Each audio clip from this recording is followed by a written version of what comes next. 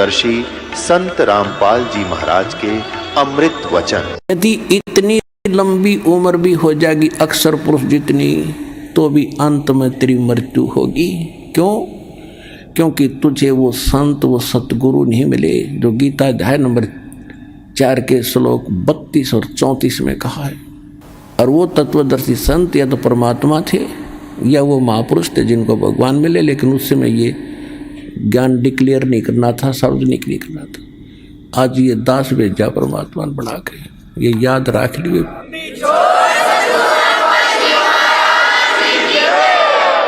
इतनी उम्र बुलंद मरेगा अंतरे। क्यों? क्योंकि सतगुरु लगे न कान न बैठे वो संतरे। ना तो कोई सतगुरु मिला, वो संत नहीं मिले, जिस कारण से कहते सुखदेव ने 84 भुगती बना पजावे खरवो, और तेरी क्या बुनियाद पर तू पंडा पंथ पकड़वो। ऐसी साधना करके सुखदेव जैसे महर्षि ने गधा बनना पड़ा। एक बार अपनी हिस्ट्री बताते हैं सुखदेव जी।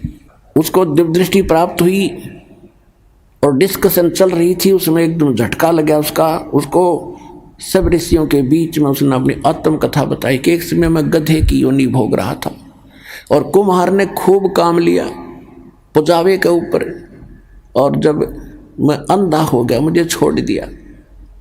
कर्म अनुसार अंग भंग होते हैं और यहाँ दोनों कर्म भोगने पड़ते हैं जब तक परमात्मा कबीर जी की भक्ति हम नहीं करते हैं।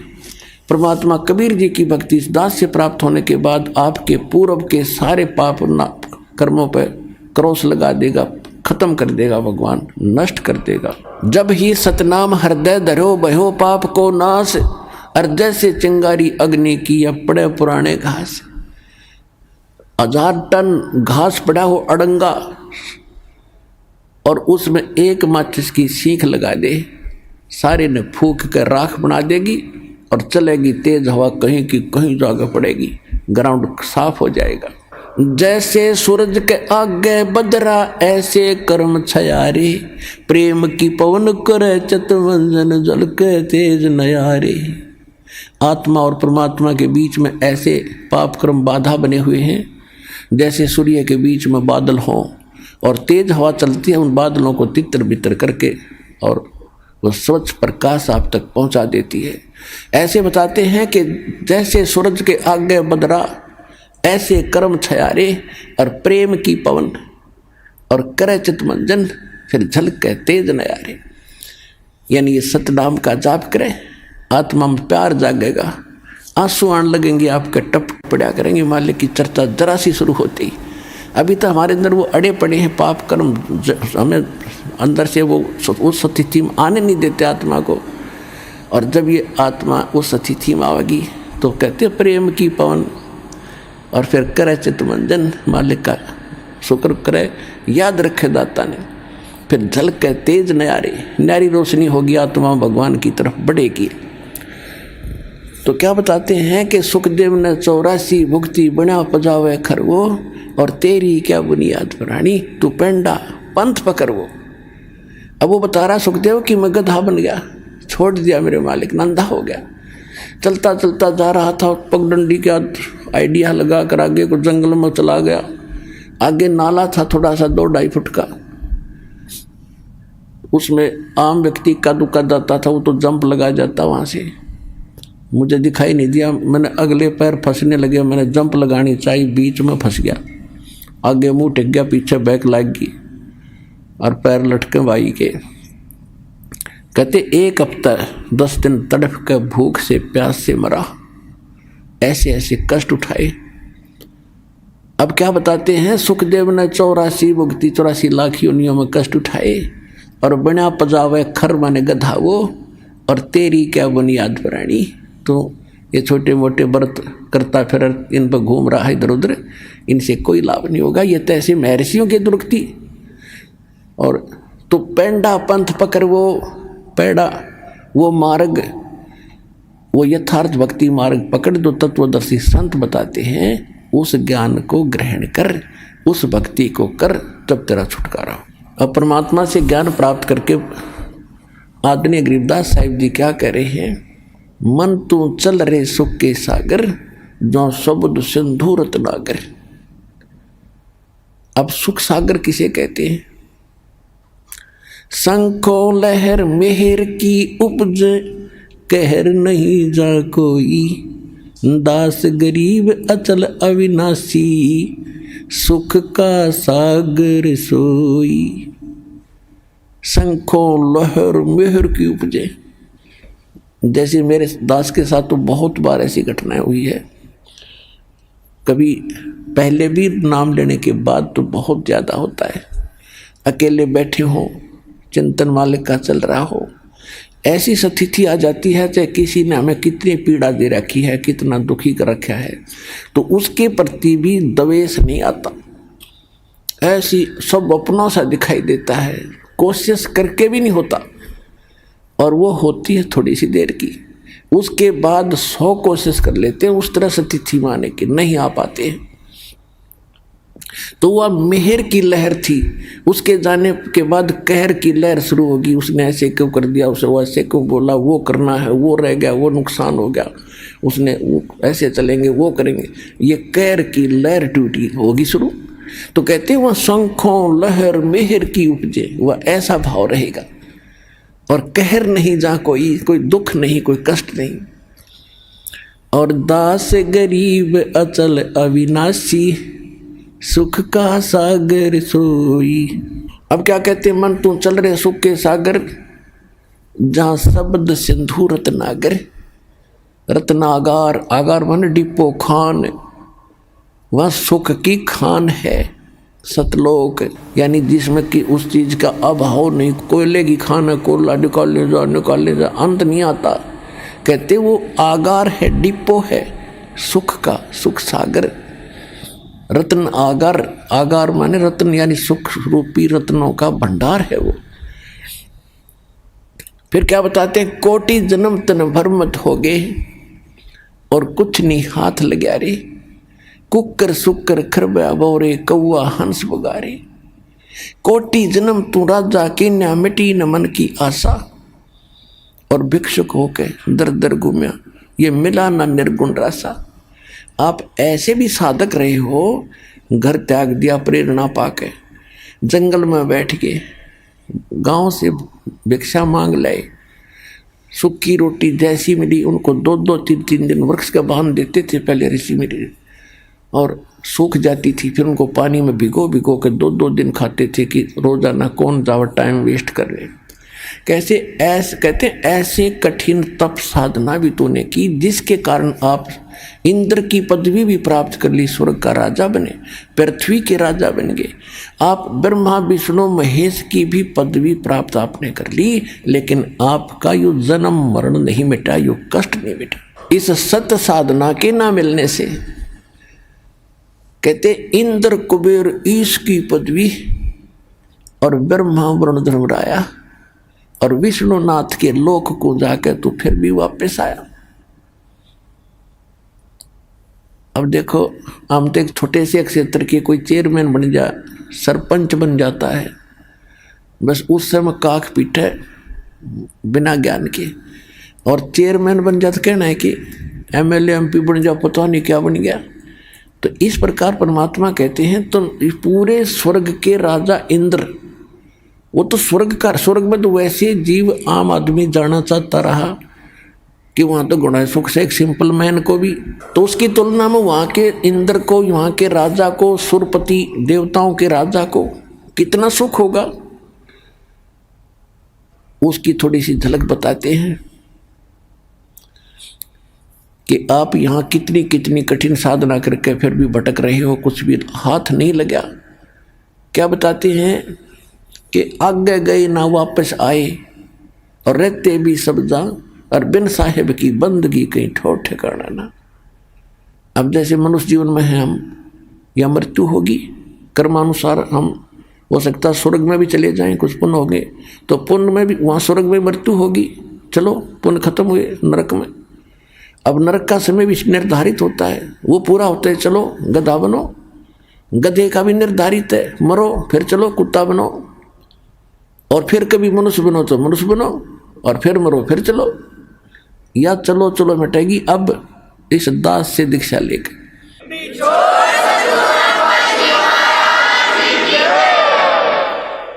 तो क्या बताते हैं कि एक समय मार्कंडेय ऋषि, देखो गीता अध्याय नंबर 4 के श्लोक नंबर 25 से लेकर 30 तक यही निर्णय दिया है कि जो भी जैसी साधना करा, कोई ब्रह्म साधना करता है, कोई देवताओं की पूजा करता है, कोई हठ योग करता है, कोई तपस्या करता है, कोई स्वाध्याय करता है, कोई अहिंसावादी तीक्ष्ण व्रत जैसे मुंह पर पट्टी बांध कर नंगे पांव फिरना, इसी को मोक्ष मान रहा है।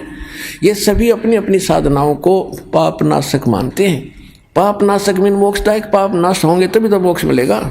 इसी प्रकार मार्कंडेय ऋषि उसी कैटेगरी का था। उसने ब्रह्म साधना को सर्वोत्तम मान रखा था। इन ऋषियों को ब्रह्म से ऊपर ज्ञान नहीं था, तो फिर भी उसने घोर तप कर रहा था बंगाल की खाड़ी में। अब जो स्वर्ग का राजा बनता है वो बहुत ज़्यादा या तो कोई पुण्य धर्म कर रखे हो, यज्ञ 100 यज्ञ करनी पड़ती है उसको, 100 मन देसी घी उसमें एक बार में लगाना होता है। उसकी कुछ टर्म कंडीशन होती हैं कि 100 यज्ञ करे तब तक वो कोई कंडीशन नहीं फेल होनी चाहिए। यदि उसकी कोई भी वह कंडीशन भंग होगी तो वो फिर नए सिरे से करनी पड़ती है। ऐसी उसमें बहुत भयंकर मर्यादाएं हैं। और दूसरी प्रकार से इंद्र बनता है तप करके, और उस तप के दौरान यदि उसका तप भंग हो जाता है, खंड हो जाता है, तो फिर नए सिरे से उसको करना पड़ता है। और जो इंद्र की पदवी पर इंद्र बैठा है, स्वर्ग का राजा, उसको एक इंस्ट्रक्शन और होती है कि यदि तेरे शासन काल में यदि कोई अन्य प्राणी ने पृथ्वी पर इंद्र की पदवी प्राप्त करने योग्य तप कर ले, या राजनीति है वहां तक चलती है, तो तुझे पद से हटा के बीच में हटा देंगे और उसको वो पद दिया जाएगा। ये तेरी जिम्मेवारी है कि उसको तप नहीं होने देना, ये उसकी मजबूरी बन गई। तो इंद्र राज तो करे है, इसके साथ यह टेंशन साथ रहती है कि कोई ऐसा तप ना कर ले जिससे मेरी इंद्र की पदवी भंग हो जाए। जैसे विश्वामित्र लगा था तप करने, उसके पास स्वर्ग से एक उर्वशी भेज दी और उससे शादी करवा ली। एक लड़की होगी, 6 महीने बाद घेर कर लड़की ने भागी, मेरा काम पूरा हुआ ऋषि जी, संभाल तेरी बेटी ने। तो ये सब इंद्र का जाल है, इस काल का जाल, इस इंद्र ने ये सब कर रखे हैं। इसको सतर्क रहना पड़ता है। इसने सब जगह अपने गुप्तचर छोड़ रखे होते हैं। तो गुप्तचर ने आके बताया कि एक मार्कंडेय नाम के ऋषि बैठे बंगाल की खाड़ी में, बहुत समय से तपस्या कर। इंद्र ने सोचा बड़ा तगड़ा संत है, उर्वशी भेज दी, उसको कुछ सिद्धियां दे दी, ऋषि के आसपास ऐसा वातावरण बना दिया खूब नॉर्मल सा, बसंत जैसा, और ऐसी मीठी मीठी सारंग अपने आप आवाज़ें आने लगी जैसे साज बजते हैं, यानी उसको प्रेरित करने के लिए। और स्वयं सामने थोड़ी सी दूरी पर डांस करने लगी। ऋषि की आधी आंखें खुली थी, आधी बंद थी। वो खूब डांस वगैरह करके थक ली। तो उसने देखा कि ऋषि टस से मस नहीं हो रहा और देख भी रहा है। लास्ट में वो डी वस्त्र होगी, कति नगन खड़ी होगी कपड़े उतार के। तब ऋषि ने कहा कि हे बहन, हे बेटी, हे माई, आप ये क्या कर रहे हो, यहाँ कैसे आए हो? तो शर्मिंदा होकर उसने सब वस्त्र पहन लिए। फिर आके कहने लगी कि हे ऋषि जी, मेरे इस रूप को देखकर इस बनखंड में जितने भी और तपस्वी थे वो मुझे मालूम है उनकी क्या दशा होगी, लेकिन आप पता नहीं आपकी समाधि कहाँ थी और आपको ये प्रभाव नहीं हुआ। तो ऋषि ने कहा कि जहाँ मेरी समाधि थी, जहाँ मैं डांस देख रहा था, वहाँ तेरे जैसी तो नाचने वालों की नौकरानी थी, उनके पैर धोने वाली। तुझे क्या देखूं फिर मैं? अगर तेरे से कोई सुंदर होना उसने भेज दे। तो वो कहने लगी जी, इंद्र की पटरानी मैं ही हूँ, यानी सबसे ब्यूटीफुल औरत स्वर्ग में इंद्र की पत्नी होती है, उसका नाम सची होता है। तो मार्कंडेय ऋषि ने कहा कि मेरी समाधि ब्रह्मलोक में थी। ब्रह्मलोक सबसे बड़ा होटल है इस काल का। प्रत्येक जैसे एक तो कॉमन होटल है स्वर्ग नरक को, तो कोई जाओ उसमें। एक विष्णु के लोक में विष्णु का पुजारी जाता, वहाँ एक रेस्टोरेंट है, वहाँ ये बकवाद है और स्वर्ग क्या है। तो ये सबसे ज़्यादा कॉस्टली और सबसे ज़्यादा बकवाद उस ब्रह्मलोक में है। तो मार्कंडे, अब जैसे आप देखते हो, हम अब देखो हमने देखा करते, एक देखा हमने बड़े ऊंचे से टीले पर बैठा एक साधु, जब ये ज्ञान नहीं था, और चमटा गाड़ रखा, धूना ला रखा, और लोग जाओ कोई दूध का लोटा ले जा रहा है, कोई कुछ ले जा रहा है, और दर्शन करें जा के माथा टेके, दूर तक दिखे। अब उसके बारे में इस सूक्ष्म वेद में बताया है गरीबदास साहिब जी ने कि डिम्ब करें, डिम्ब माने पाखंड ढोंग करें, और डूंगर चढ़ें, डूंगर माने ऊंचे स्थान पर बैठेंगे ये, ताकि दूर तो सब न दिखूं मैं कुछ कर रहा हूं, और अंतर झीनी झूल जग जाने ये बंदगी करे, ये बों सूल बबूल, ये तो खोटे खोदे थे, इनको ज्ञान ही नहीं था। तप करें, तप से अगले जन्म में राजा बने, राजा ने खोटे कर्म करे, अगले जन्म में नरक। तपेश्वरी सो राजेश्वरी, राजेश्वरी सो नरकेश्वरी, तप से राज राज मद मानव, सूक्ष्म वेद में लिखा है, और जन्म तीसरे फिर शुक्र स्वान। तो मार्कंडेय ऋषि तप कर रहा था, तो ये ब्रह्मलोक में इसकी समाधि चली। अब देखो आप कहीं बैठे हो, कहीं पर भी बैठे हो, 10-20 मिनट में मन ऐसी प्रेरणा करेगा, चलो वहाँ चलते हैं, वहाँ बैठते हैं, बैठने की चेष्टा करोगे तो भी ना बैठने दे। और आप चले जाते हो, सिनेमा देखने जाते थे पहले, अब तो नहीं जाएंगे हम, तो 3 घंटे का न्यों नहीं पता लग गया कितनी देर में गई, क्योंकि नई नई बकवास देखने मन को चाहिए, तो बैठा रहेगा। तो ये क्या करते हैं कि इनका कोई कमल खुल जाता है साधना से ऑटोमेटिक, कोई पिछले संस्कार से, पहले भक्ति युक्त लोग थे बहुत थे, अब ना खुलता किसी का, तो वो पुराने संस्कारों से वो खुल जाता था। तो उसमें वो क्या देखते हैं, जैसे टेलीविज़न ऑन हो गया आपका, कोई चैनल चाल पड़ा, तो उसमें वो कार्यक्रम रिले तो कहीं और से हो रहा, देख रहे हो टेलीविज़न में। तो ऐसे जो ब्रह्मलोक में डांस हो रहा था, उस ऋषि ने वहाँ दिखा था, वो सामने वो खुल कर सामने रिफ्लेक्ट हो जाता, जैसे डिस्प्ले पर आ जाता है। तो वो डांस देखा था, हम सोचा तपस्या कर रहा है, ना मन टेकन दे इन्हें, तो ऐसी थी इनकी तपस्या, मूर्ख बना। आप भी बड़े थे, हम इनके पीछे लगे रहे, बड़े सिद्ध पुरुष हैं। इसलिए जब उसने इस औरत से भी सुंदर औरतें वहाँ दिख रही थी, टारगेट इसका वहीं जाने का था कि इस नाम के जाप से साधना से वहाँ जाऊँगा, फिर इनको वहाँ मिलेंगी मुझे। और ये नाम भगत क्या करते, इनका टारगेट क्या था, तो ये भगवान की रोशनी से आपको दाना दाना समझ में आओगा इसका पूरे अध्यात्म मार्ग का, सब कर्मों का, सब अध्यात्म ज्ञान का। अब मार्कंडेय ऋषि कहने लगा तेरे से कोई सुंदर हो उसको भेज, तो कहने लगी मैं इंद्र की पटरानी मैं ही हूँ।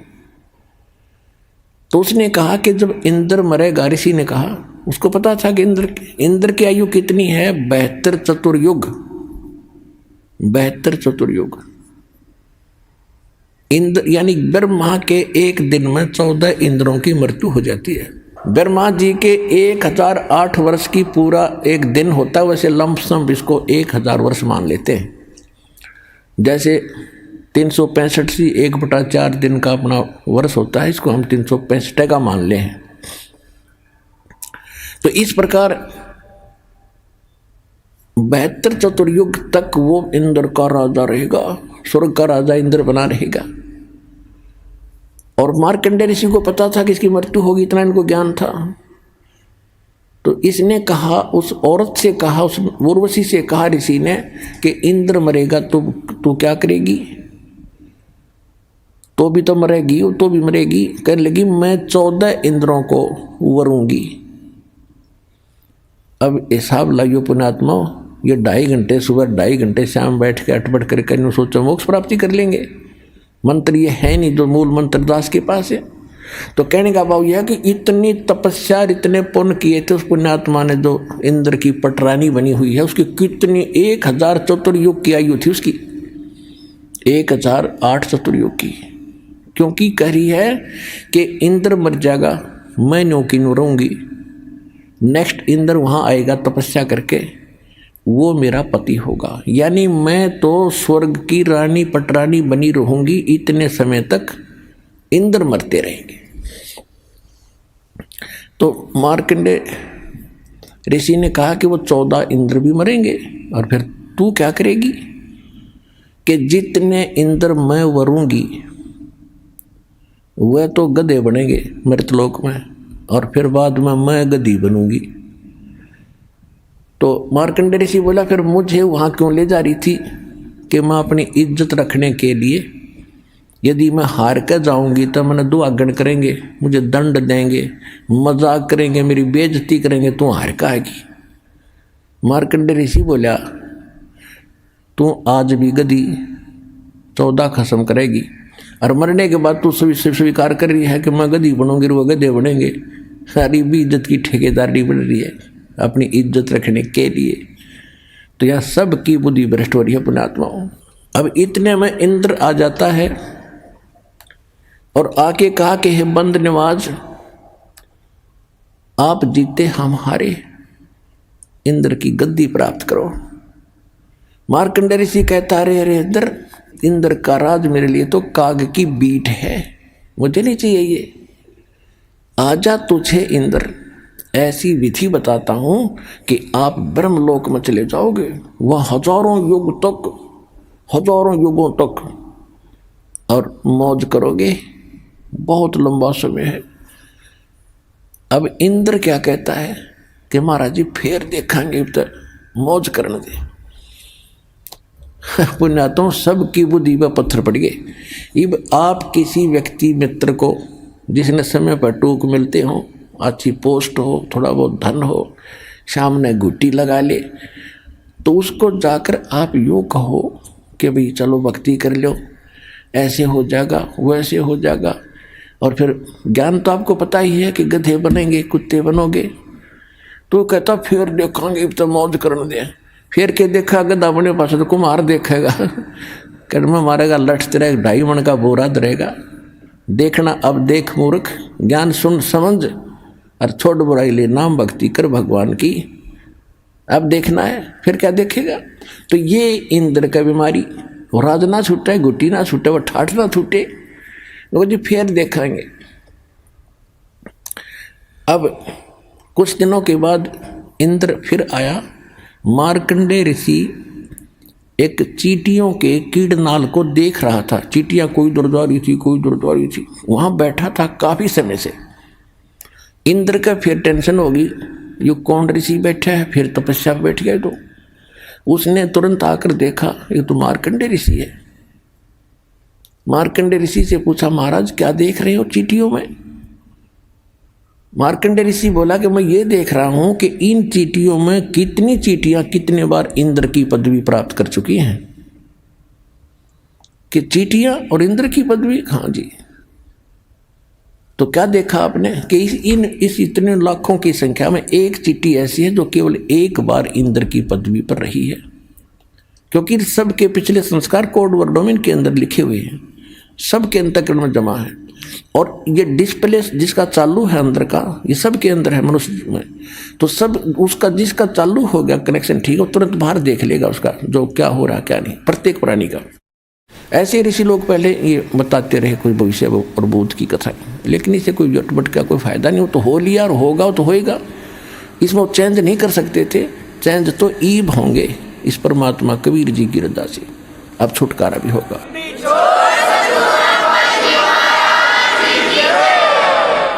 तो इंद्र का पसीने आगे कि एक बार ये सब चींटियां भी इंद्र रही हैं, कई बार, एक की बात छोड़, और फिर भी बुद्धि में ना आई।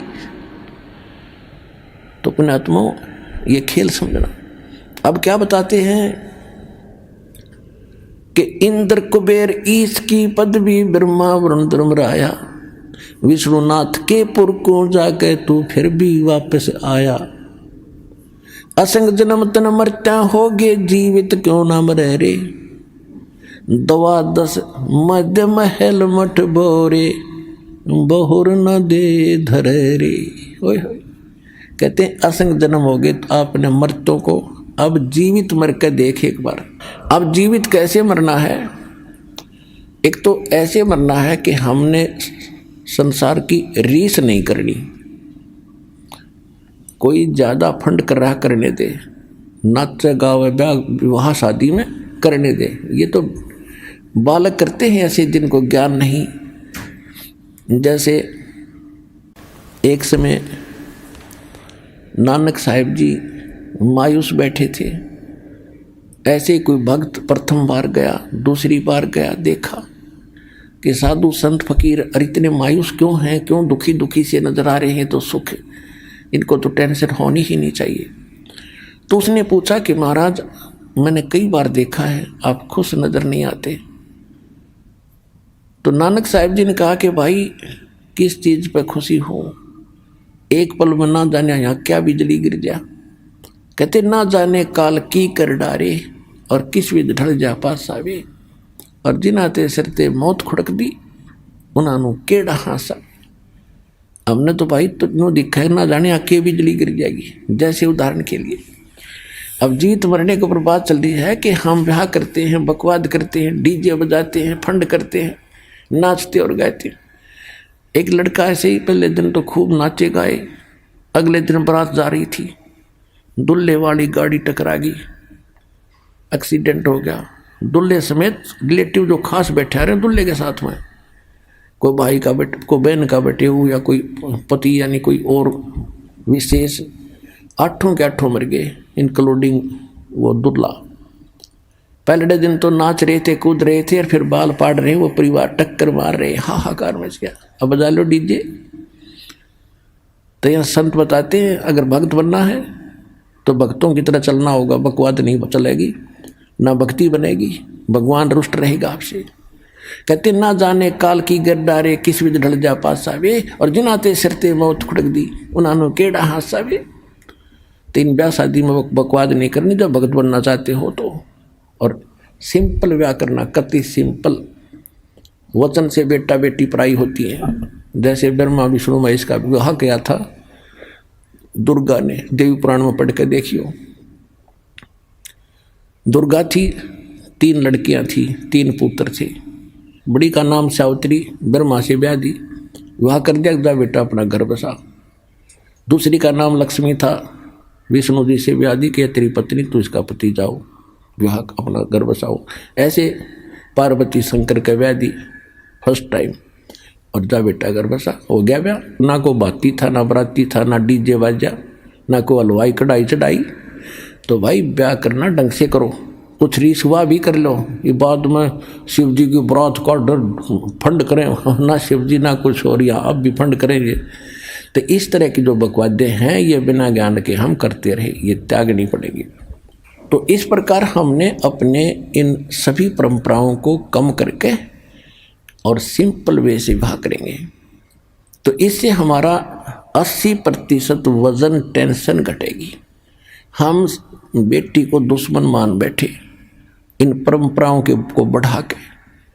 हम ऐसे अबोध बालक हैं, जैसे जेठ की धूप में जून के महीने में बच्चा घर से निकल जाता है नंगे पैरों, छोटा सा बालक ठुमक ठुमक करके, और बाहर जाता है तो रेत में पैर जलते हैं, रोता है, फिर बैठ जाता है, पड़ जाता, पड़ कर फिर चूतड़ भी जले। पहले तो पैर जले थे, ये फिर और दूना रो रहा है। तो हम आज ऐसे बालक हैं, गलती करते हैं, एक और कर लेते हैं, वो दूना दुख हो रहे। तो हमने इनसे बचना है, इन परंपराओं में नहीं फंसना है, तभी हम भक्ति कर सकेंगे। हम यात्री हैं, हम सफ़र कर रहे हैं अपने भक्ति पर, और यात्री ज़्यादा वजन लेकर नहीं चल सकता। जब सारे घर ने ठा के चले तो किसा समझदार होगा वो। तो आप जी ने ये परंपराओं की गठड़ी अब रख देनी है, सिंपल वे से विवाह करें। ठीक है, जैसा आपको गुजारा दिया है मकान बना लो, लेकिन उससे काम नहीं लगे रहे, ना एक और बना लो, एक प्लाट और ले लूँ, और कल मृत्यु हो जाएगी, फिर उस प्लाट में कुत्ता बन कर बैठेगा पूछते साफ करके। तो यह अकल साथ रखियो भगवान वाली। अब प्रसंग चल रहा है कि असंग जन्म तो न मरता हो गए, जीवित क्यों ना मरे रे। तो अब अपनी कुछ मनोकामनाओं पर अंकुश लाना पड़ेगा। इच्छाओं को कम करना पड़ेगा। और इच्छा कम होंगी इस ज्ञान से, कहने से नहीं होती है। ये तो ज्ञान खड़ा दिखाई देगा आपको जब बकवादों में मन चल लेगा ना भाई, नहीं नहीं, ये आदेश नहीं है और ये यूजलेस है। सारा समय इस समय खो दिया। सन 1983 की बात है, 84-83 की। एक बैंक मैनेजर ने रोहतक के अंदर सेक्टर 1 में एक कोठी बनाई, उसमें 3.5 लाख रुपए लगे। आज तो वह मेरे ख्याल में 35 लाख में भी ना बने, और कुछ बैंक से लोन ना ले जैसे भी। और उसका मुहूर्त करे था उस दिन, एतवार का दिन था। सामान लेने के लिए वो निकला था स्कूटर उठा के। उस दिन जिस दिन उसकी मुहूर्त शुरू हो रही थी, उसके पुजारी आ रहे थे, पूजा करनी है। इधर पूजा होती है, उधर शराब स्वरूप तैयार रहती है कि एक बार पूजा वाले फारे को फिर गुट्टी छुट्टी लावांगे। ऐसी पूजाएं थी हमारी।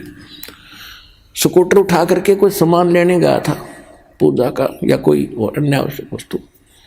आगे जाके टू व्हीलर स्कूटर टकरा गया। पड़ते कनपटी लगी फुटपाथ पे, वहीं पैर पसार गया भाई। अब उसको ठीक कौन रहेगा? आपकी तो कूतरू बनकर घूम रहा होगा। तो कहने का भाव ये है कि जो ये घटनाएं घट रही हैं और भगवान क्या बता रहे हैं, ईब आपके लिए एक दृष्टि बनेगी न्यारी। तो इस नज़र को देखकर फिर आगे चलना सफर में। अब क्या बता रहे हैं परमात्मा कि असंग जन्म तना मरत्या होगे, जीवित क्यों ना मरे रे। और 12 मद महल मठ बोरे बहुर ना दे धरे रे। जीवित एक तो ये मरना है, संसार की चोचले देख के हमने उधर नहीं देखना ना चलना, तो हम जीवित मर गए। जो भगवान दे रहा है, परमात्मा ने यहाँ तक कह रखा है कि लुक्खी सुखी खा के ठंडा पानी पी और देख पराई चौपड़ी मत ललचावे जी। जय तू चावे चौपड़ी तो बहुत करेगा पाप है। भगवान ने जो तुझे दे दिया है उसको संतोष के साथ ग्रहण कर। यदि इसे हटकर कुछ करेगा तो पाप पकड़ के प्राप्त कर सकता है, और ये पाप हमारे दुश्मन हैं, हम क्यों करेंगे। और फिर क्या कहते हैं कि जीवित मरना दूसरी टाइप ये है, जैसे आप सत्संग में नहीं आते हो। किस लिए नहीं आते हो? क्योंकि काम खराब हो जाएगा, कोई जरूरी कार्य है और वो उसमें दिक्कत आ जाएगी। अपना आत्मा एक व्यक्ति रात्रि में नाइट सर्विस पर जा रहा था और उसने जल्दी थी कि वापस आऊँगा, और वापस आकर ये काम मेरे अधूरे हैं, इनको पूरे करूँगा। इसलिए रात को भी अपने उसमें काम में ही यूज लिया कि वो काम कराऊँ, फिर ये ज़रूरी काम दिन में करूँगा। और रास्ते में नाइट सर्विस एक्सीडेंट होगी, वो वहीं मर गया। वो रह गए धीरे धीरे आवश्यक काम जिसके लिए रातों नहीं पड़ा था। अब आप जब वहाँ से चलते हो तो ये खुरापात काल पैदा करता है, कई प्रकार के करता है।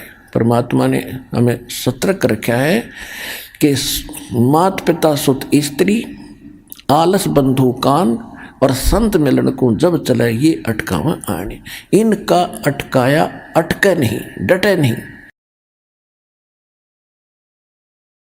और आता है वो आवागमन दशा।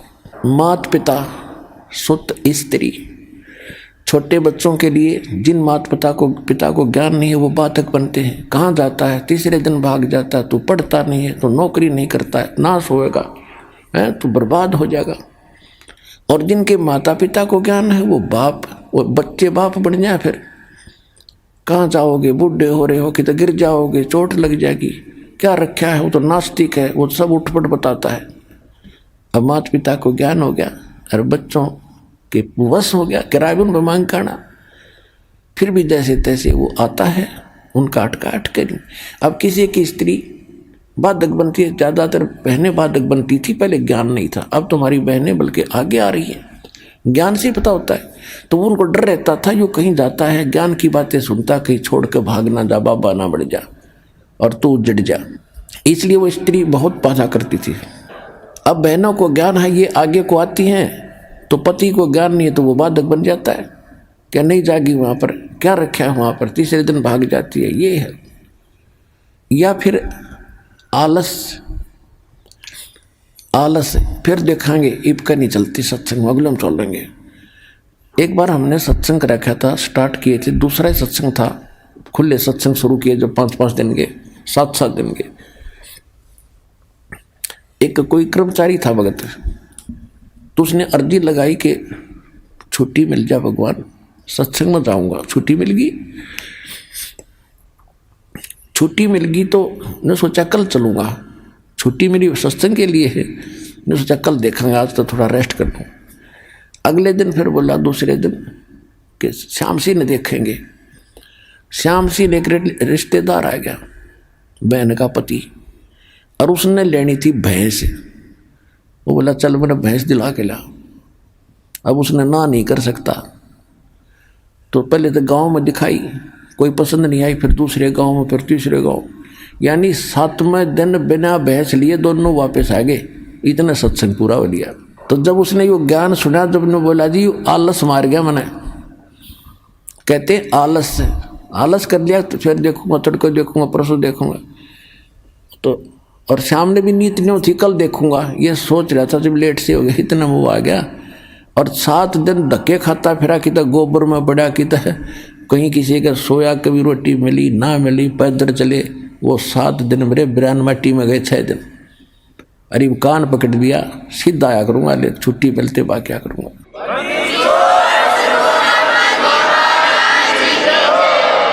मात पिता सुत स्त्री आलस बंधु कान लोक लाज। लोक लाज क्या है भाई?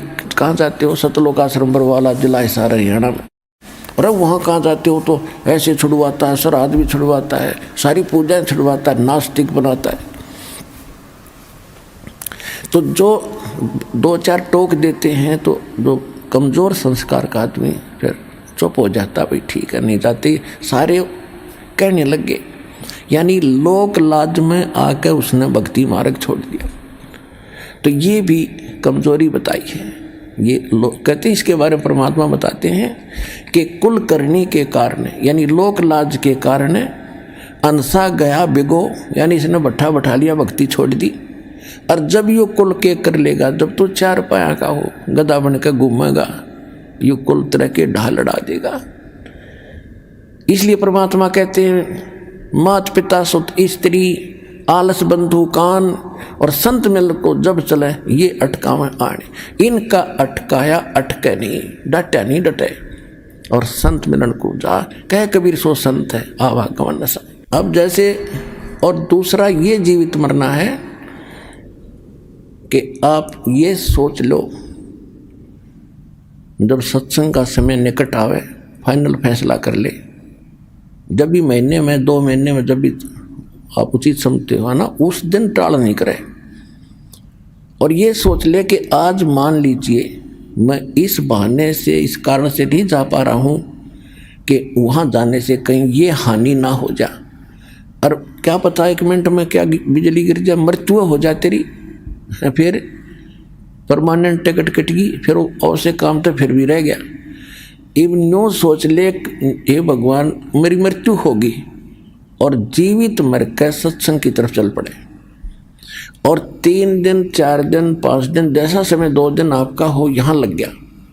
इन 3-4 दिन में कुछ काम खराब हो भी गा तो फिर जाके संभाल लेंगे। और जब परमानेंट टिकट कट जाएगी, जब क्या कर लेगा, तो फिर भी होना ही होना है। और परमात्मा के चरणों में आने के बाद बच्चों काम बिगड़ा नहीं करते, ये तो दूने बढ़ा करें। या बहुत भक्त ऐसे प्रमाण देते आकर के कि मैं चलना चाहता था, खूब कोशिश कर रहा था, पैसे नहीं थे, और अचानक एक ऐसा स्थान पर जहाँ कदे पैसे सपने में भी नहीं रखे, उसको वैसे उठा कर देखा, डायरी में 500 का नोट मिला। तो काम यो बिगड़न देगा आपके, जब काम बनाने वाला मिल गया आपको।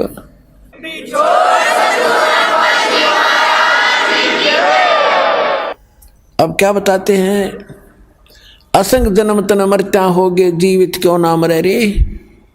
ये जीवित मरना है। और 12 दरमद मैल मठ बोरे, बहुर ना दे धरे रे। अभी तक आप जी 10वां द्वार सुना करते थे। और एक यू जम्मू के अंदर रांजड़ी में मधु परमहंस नकली कबीरपंथी। इसने किताब पढ़ ली कबीर साहब की वाणी में, 11वीं खिड़की पागी गर्मा द्वार, किसी को नहीं पता, मुझे पता है। पता उसमें तो 12 द्वार लिखे हैं, इनकम्प्लीट नॉलेज है आपका। तो वो 12वें द्वार हैं कहाँ, इन्हें वो ही नहीं पता। क्या बताता हो कि 10 द्वारतों की तो सतिथि है और 11वें द्वार की कोई सतिथि नहीं। जैसे नाक है, नाक की सतिथि है, वो नहीं, वो तो वैसे ही है, वो में ज्ञान हो तो वैसे हो। अब क्या बताया कि जैसे 21 ब्रह्मांड का जो क्षेत्र है, एक ब्रह्मांड का जो क्षेत्र है, ये 10वें द्वार पार करके इस ब्रह्मांड से पार हो जाते हैं। इसके बाद इसी काल के जाल में ही रहते हैं। 11वां द्वार है जो 21वें ब्रह्मांड को पार करेंगे काल के, और 7 संग ब्रह्मांड का अक्षेत्र शुरू हो जाएगा, अक्षर पुरुष का, वो 11वां द्वार है। और अक्षर पुरुष के अक्षेत्र से पार करके सतलोक में प्रवेश करेंगे, वो 12वां द्वार है। ता गरीबदास जी कह रहे, 12 दर महल मठ बोरे, ए भोले आदमी, वो तो 12वां द्वार पार करके वो स्थान है, शाश्वत स्थान, जहाँ बोर ना दे धरे रे, जहाँ जाकर फिर जन्म मृत्यु नहीं होती। गीता अध्याय नंबर 15 के श्लोक नंबर 4 में कहा है, गीता अध्याय नंबर 18 के श्लोक नंबर 62 में कहा है। वो स्थान तो 12वां द्वार पार करके है। फिर बताते हैं, दोजक भिस्त सभी तें देखे राजपाट के रसिया, या जैसी साधना तुम कर रहे हो में दोनों मिलते हैं, स्वर्ग भी नरक भी 84 लाख योनियां भी। दोजक भिस्त सभी तें देखे राजपाट के रसिया, और 3 लोक से तृप्त नाही यो मन भोगी खसिया। इस मन की इतनी गंदी आदत है, इतना बेईमान है यो, इसको 3 लोक का राज दे देना तो भी यूनो सोचा और मिला कि तो थोड़ा सा। जैसे कोई सरपंच बन जाता है और वो मीटिंग में जाता, चेयरमैन के अधीन होता है, तो उसने वो नो सोचा अगली बार चेयरमैन बनो जब कम बात पड़े। अब चेयरमैन बनने के बाद वो क्या सोचता कि एमएलए बनो जब बात बने, भाई नहीं बात बनी। एमएलए बनने के बाद उसकी टेंडेंसी ये बन जाती है वो मंत्री बनो तक मैं बात सार रस आवे, नहीं बनी बात। अब मंत्री बनने के बाद उसकी नीयत रहती है मुख्यमंत्री बनो तो चौधर पूरी हो, और मुख्यमंत्री बनने के बाद इन्होंने सोचा बस प्रधानमंत्री बनो, फिर देखना क्या इतना मृत्यु हो जाएगी, गधा बनेगा, फिर संतरी बनिए बड़ा कुत्ता बन के। कहते हैं सतगुरु मिले तो इच्छा मेटे पद मिल पदे समाना। ओए होए, सतगुरु मिलेगा तो ये इच्छाओं को खत्म करेगा, और पद मिल पदे समाना। जैसे आपको बताया था कि सारे असंख्य ब्रह्मांडों रूपी बाग का मालिक है कबीर भगवान, और उस बाग के मालिक का माली गरीबदास आए। उन्होंने ऐसी जड़ी बूटी हमें बताई जो उस परमात्मा के, और ये दास बना दिया नौकर उस बाग के माली का, और आप उसके पौधे हो। ऐसी जड़ी दे दी कि आपको हरे भरे रखूंगा।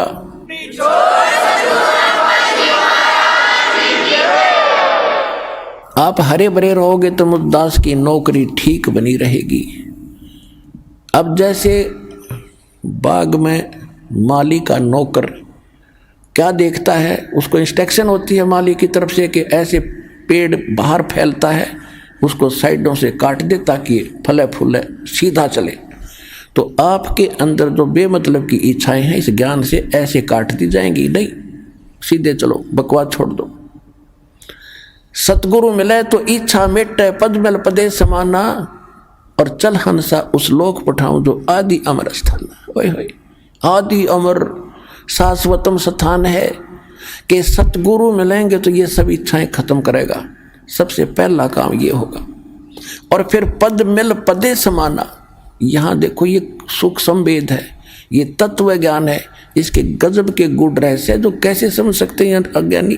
पद, यहाँ पद मिल पदे समाना, पद इसके 2 पद हैं और 2 अर्थ हैं। एक तो पद्धति होती है, पद्धति way of worship, method of worship, उसको पद बोलते हैं, पद्धति। एक है गीता अध्याय नंबर 15 के श्लोक नंबर 4 में कहा है कि तत्वदर्शी संत की प्राप्ति के उपरांत परमेश्वर के उस परम पद की खोज करनी चाहिए, जहां जाने के बाद साधक लौटकर फिर कभी संसार में जन्म मृत्यु में नहीं आते, वो पद। तो यहाँ इस अमरवाणी का ये अर्थ बनता है कि सतगुरु मिले तो इच्छा मेटे, पद मिल पदे समाना। यह पद माने पद्धति, भक्ति की श्रेष्ठ विधि। तू पेंडा पंथ पकड़, वो मार्ग जब मिल जाएगा, सही भक्ति पद मिलेगा आपको, पद्धति, तो उससे वो पद मिलेगा, उस पद में समा जाओगे, जहाँ उसमें पहुँच जाओगे, जहाँ जाने के बाद फिर कोई कष्ट नहीं, सुख सागर प्राप्त होगा, फिर मृत्यु नहीं, दोबारा नहीं आना पड़ता। सतगुरु मिले तो इच्छा मेटे, पद मिल पदे समाना, और चल हंसा उस लोक पठाऊं जो आदि अमर अस्थाना। वहां क्या सुख है? चार मुक्ति जहां चंपी करती माया होरी दासी। अब हम चार मुक्ति सुना करते थे, वो चार मुक्ति स्वर्ग में होगी, महास्वर्ग में होगी, वहां खत्म हुआ, वो समय पूरा हुआ, फिर नरक में वो कहाँ गई? मुक्ति खत्म हुई, वो तो उनका समय निर्धारित है। और कहते हो वहां सदा तेरे चरणों में पड़े रहेंगे, वो सुख। चार मुक्ति जहाँ चंपी करती माया होरी दासी, दास गरीब अब पद पर से, वो मिले राम अविनाशी। ओए होए होए।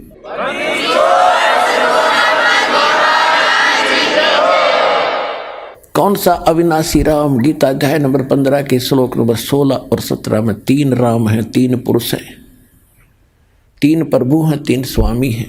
सरपुरुष, अक्षर पुरुष। सरपुरुष भी नाशवान, अक्षर पुरुष की स्थिति एज आपको बता दी, और ये भी बता दिया कि एती उम्र बुलंद मरेगा अंतरे। क्यों? क्योंकि सतगुरु मिले ना लगे न कान वो संतरे। ओए होए। एती उम्र बुलंद मरेगा अंतरे, सतगुरु लगे न कान न भेंटे वो संतरे। तो यहां क्या बता रहे हैं? सरपुरुष और अक्षर पुरुष ये दोनों, इनकी ये नासवान स्वयं लिखा उसमें, और जितने इनके अंतर्गत प्राणी वो भी जन्म मृत्यु के अंदर है। उत्तम पुरुषत्व अन्य परमात्मा इति उदाहरत, ये लोग term अविषय विभर्ति, वो है अव्यय ईश्वर है। अव्यय माने अविनाशी, वास्तव में विनाशी। यहाँ बता रहे हैं कि चार मुक्ति जहाँ चंपी करती माया होरी दासी, दास गरीब अभय पद पर से, वहाँ वो मिले राम अविनाशी। तो उसकी विधि इस दास के पास है, शीघ्र से शीघ्र ग्रहण करो, मर्यादा से भक्ति करो, अपना कल्याण करवाओ। बोलो सतगुरुदेव।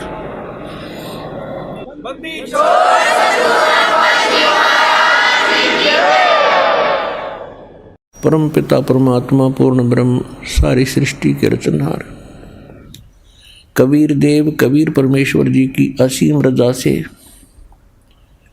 आप सभी पुण्यात्माएं परमात्मा की अमर कथा सुनने के लिए उपस्थित हुए। जिन प्राणियों के ऊपर परमेश्वर की मेहर भरी नज़र होती है, उन्हीं को ये प्रेरणा मिलती है, उन्हीं के अंदर एक तड़प उठती है परमात्मा पाने की, अच्छे कर्म करने की, और उन्हीं को वो ठीक ठिकाना सतगुरु और यथार्थ सत्स्थान मिलता है, जहाँ पर वो वस्तु उपलब्ध होती है। जो भी पुण्यात्मा पुण्यकर्मी प्राणी परमेश्वर कबीर जी की शरण में इस दास के माध्यम से आ रहे हैं, बहुत ही पुण्यकर्मी प्राणी हैं, क्योंकि डॉक्टर को ज्ञान होता है कि ये यहाँ आ गया है तो इसका ट्रीटमेंट ठीक होगा, इसका जीवन बच जाएगा।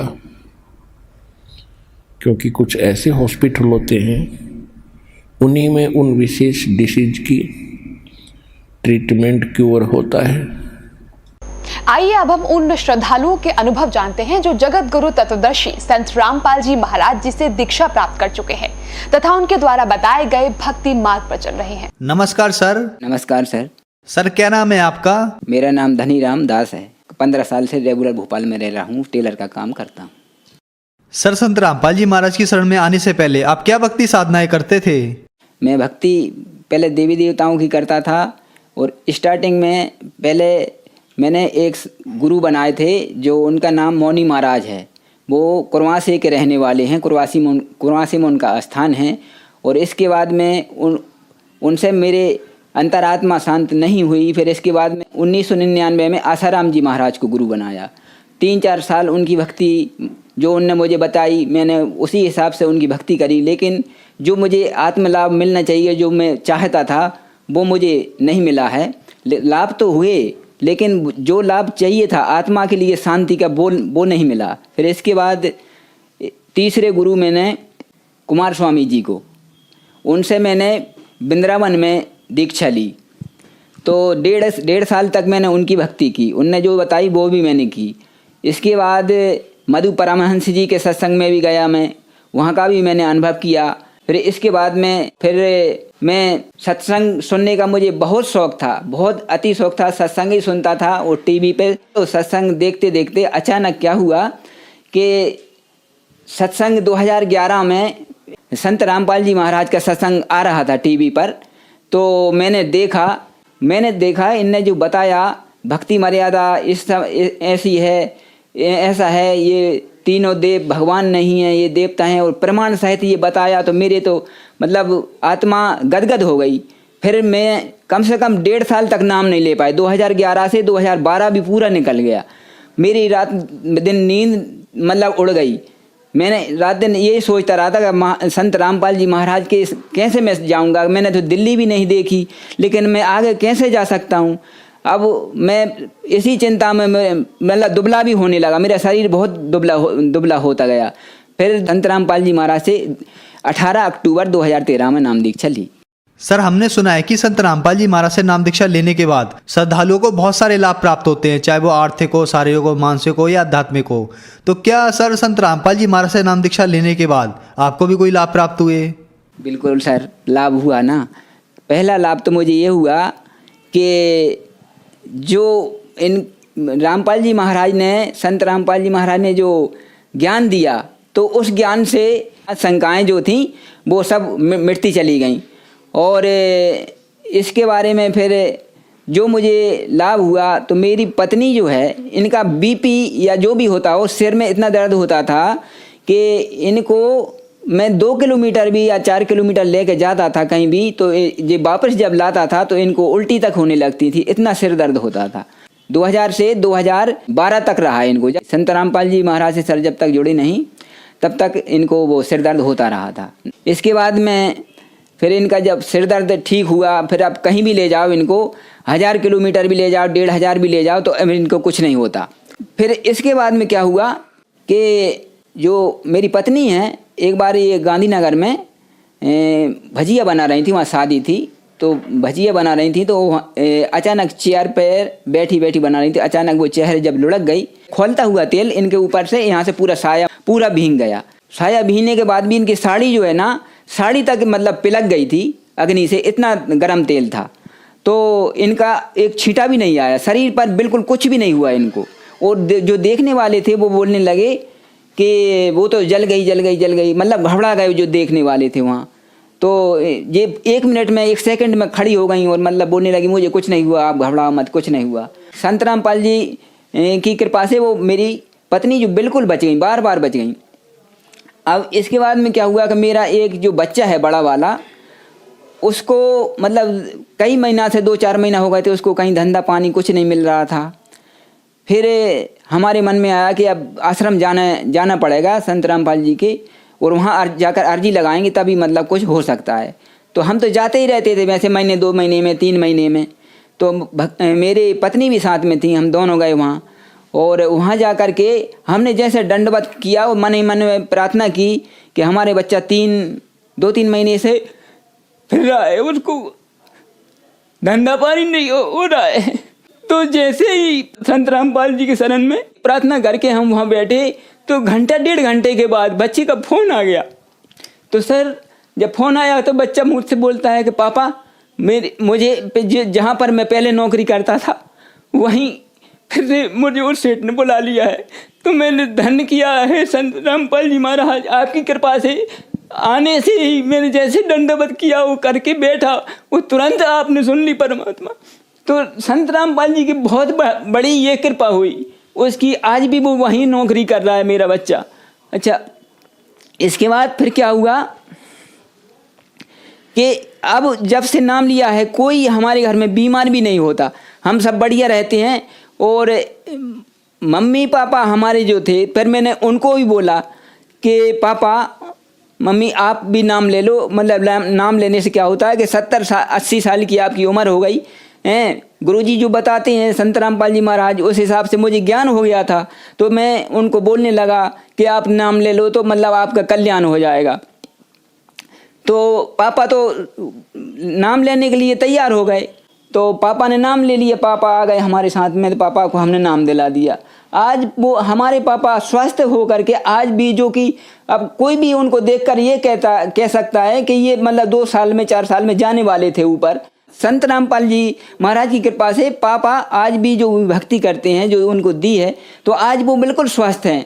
संत रामपाल जी महाराज से दीक्षा लेने से पहले हम मतलब जो है कि मैं ही अकेला कमाता था और परेशानी थी, मतलब ऐसी ज़्यादा मतलब कुछ नहीं रहता था, उतना ही करते थे उतना ही खाते थे। अब आज जब संत रामपाल जी महाराज से नाम लिया, इसके बाद में अब धीरे धीरे स्थिति ऐसी हो गई कि अब हम बहुत बढ़िया अच्छे तरीके से हम धंधा पानी सब कुछ बढ़िया चल रहा है। आज की स्थिति बिल्कुल ठीक है, वो बढ़िया रह रहे हैं। मेरा बच्चा जो है मोबाइल का काम करता है, तो मोबाइल का काम करता है तो वो उसका जाना आना प्रतिदिन बीमा कुंज में रहता है, तो बाइक से चलता है वो। तो एक दिन क्या हुआ, तो बाइक से ऐसे ही चल रहा था, तो SR2 जो लाल बस रहती है वो बीच रोड पे फंस गया अचानक। कैसे ही वो घबरा करके उसने जब सामने बस देखी तो घबरा के उसने दोनों हाथ छोड़ दिए। जब दोनों हाथ छोड़ दिए वो घबरा गया कि अब तो मैं चला गया, मैं बच नहीं सकता, मतलब तो घबरा गया। तो क्या हुआ कि पता नहीं चला उसको कि बस कब निकल गई और एक साइड में गाड़ी पड़ी, एक साइड में वो पड़ा, और ना तो गाड़ी का कुछ हुआ ना उसके कोई खरोंच नहीं आई। संत रामपाल जी महाराज की इतनी कृपा। तो वो बच्चा भी आज कहता है कि मैं बच कैसे गया। हम जानते हैं कि संत रामपाल जी की ही कृपा है ये, उनका बार बार मैं धन्यवाद करता हूँ कि उनकी ही कृपा से वो बच्चा बचा है, और उनकी ही कृपा से मेरी पत्नी उस गर्म तेल से जो बच गई उसको कुछ भी नहीं हुआ, और उनकी ही कृपा से संत रामपाल जी महाराज की कृपा से ही आज मेरे बच्चे की नौकरी आज भी लगा हुआ है। तो हमारा सब कुछ ठीक चल रहा है। सर, संत रामपाल जी महाराज से नाम दीक्षा लेने के बाद आपको बहुत सारे लाभ प्राप्त हुए, तो जो श्रद्धालु आज आपको देख रहे हैं आप उन्हें क्या संदेश देना चाहेंगे? उनके लिए यही कहना चाहूँगा कि मैंने भी उनकी भक्ति की है इन संतों की, लेकिन वो पूर्ण लाभ नहीं हो सकता जो संत रामपाल जी महाराज से हो सकता है। जो संत रामपाल जी महाराज जो ज्ञान देते हैं, जो भक्ति बताते हैं, जो मंत्र दीक्षा देते हैं, उस हिसाब से पूर्ण संतुष्टि आत्मा को मिलती है जो मिलना चाहिए। जो आत्मा चाहती है वो ही शांति आत्मा को मिलती है, वरना इन गुरुओं से नहीं मिल सकती। धन्यवाद सर। धन्यवाद सर।